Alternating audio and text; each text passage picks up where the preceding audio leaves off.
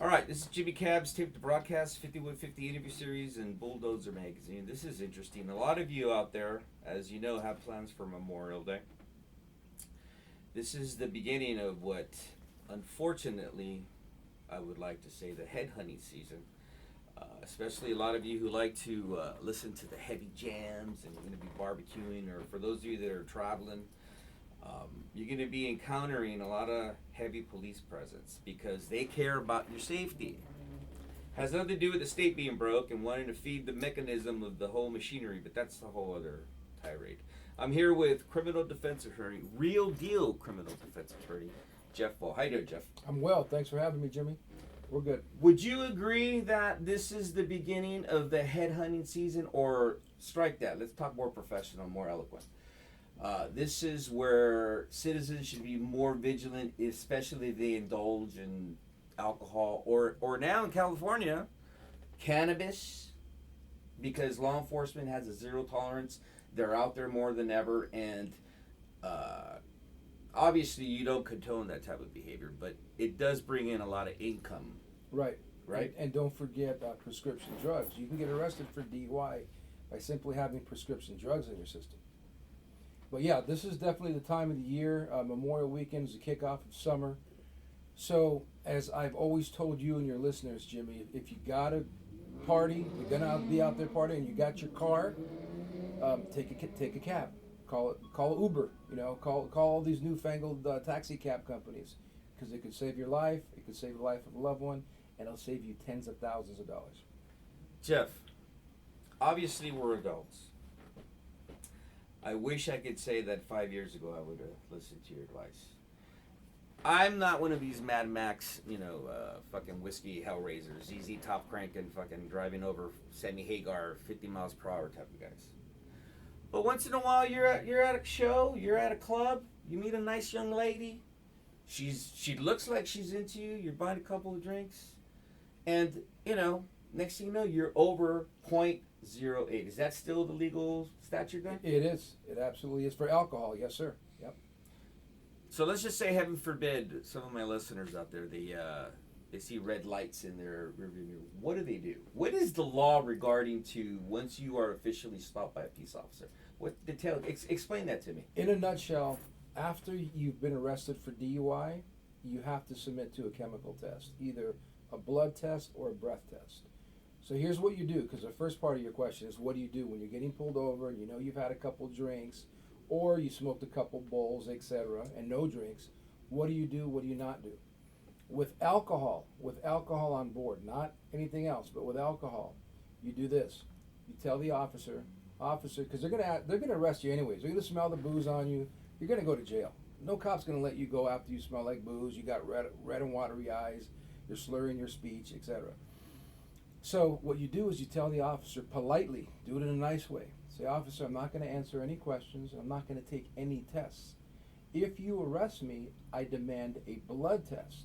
And then you forget how to talk. You lock it up. You say nothing else. You just told the officer you're not going to take any tests, meaning you're not going to take a blood test or a breath test now, right now. The handheld device, you're not going to blow into it. You're not going to take any other tests like field sobriety tests, because you don't have to. The law says they're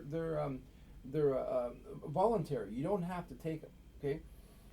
So you don't take field sobriety tests. You don't blow into the preliminary breath test machine. What you do is, if you're arrested for DUI, you have to take a test. The law says you got to take a chemical test. If you don't, it's a refusal. You lose your license for a year on a first offense. I'm talking first offenders, ladies and gentlemen. So you've told the officer, I'm not going to take field sobriety tests. I'm not going to blow into handheld breath test. When you arrest me, I'll take a test then, but I want it to be a blood test. That's what you do. Okay, well, Jeff, so many people out there that don't interact with the cops all the time. What if the cop's trying to be cool and he's trying to hey man, I'm trying to give you a break? That's a myth, correct? That's a myth. They're just trying to be the nice guy at that point in time so they could fill out that report as pertinent as possible to show all the bad things you did, like blowing above a .08, falling down on the walk and turn test, etc.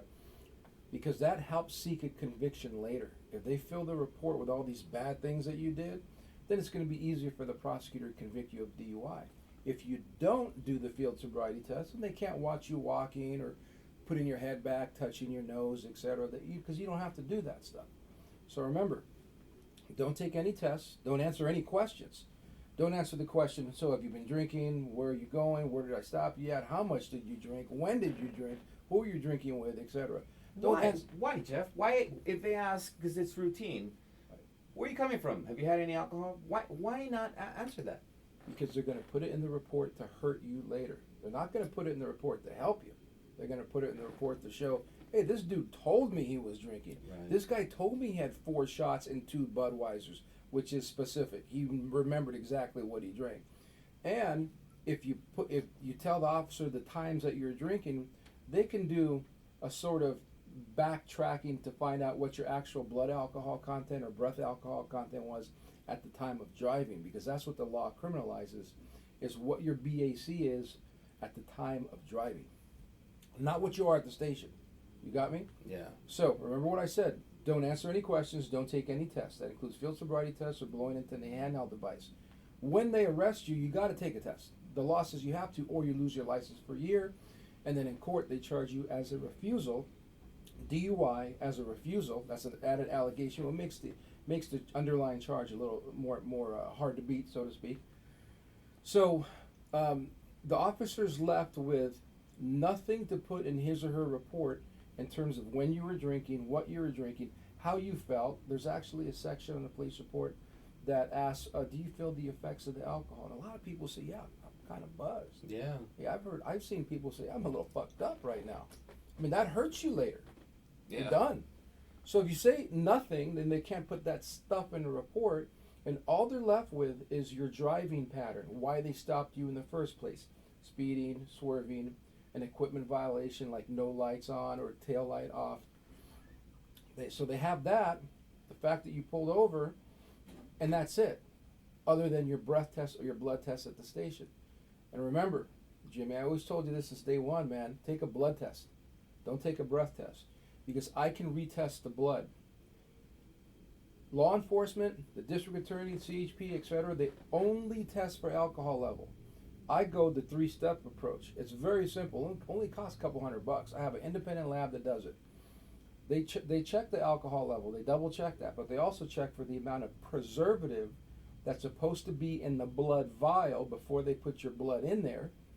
And they also check for any bacteria that may be present. If there's bacteria in that sample when my independent lab tests it, the prosecutor is going to have a super uphill battle in trying to convict you of something. Big time.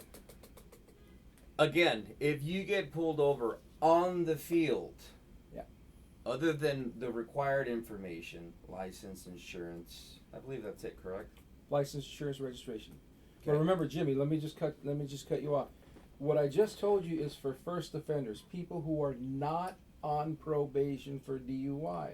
Because if you're on probation for DUI or even a reckless driving an unknown amount of alcohol in California, 9 times out of 10, one of the stipulations of your probation is do not refuse any chemical testing in the next 10 years, or 3 years actually. So that could be a violation of probation if you do what I just told you to do if you're already on probation. Right. So what I told you is for first offenders, people who've never gotten in trouble before. All right. Does this also apply to cannabis? Because a lot of people now are under the impression that since you have a card that says you could purchase and keep it on you, they're blazing up and then they're hitting the road. Does that apply also to cannabis? No, a 215 card is not does not give one the right to drive under the influence of cannabis.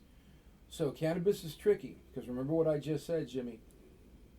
Everything I just said applies to alcohol. Now, let's say you have never had alcohol your whole life. You don't drink alcohol, you can't stand it, but you like to get high, you like to smoke, whether it's for recreational or because you're prescribed by a doctor to cannabis. The cop's going to smell it again, but the cop's not going to be stupid and say, oh, we're just going to give you a breath test, because the breath tests check for alcohol, right? So it's going to come out 0. So what they're going to do is demand a blood test, which they can do. Okay? They can demand a blood test if they suspect you have been smoking weed. Now here, it all depends on how much you had, right? Because we're going to get the sample.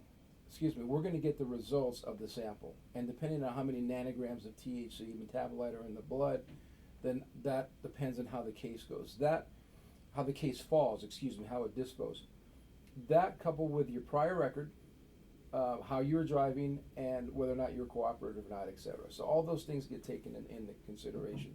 Surprisingly, first offense DUI marijuana cases rarely get a DUI conviction.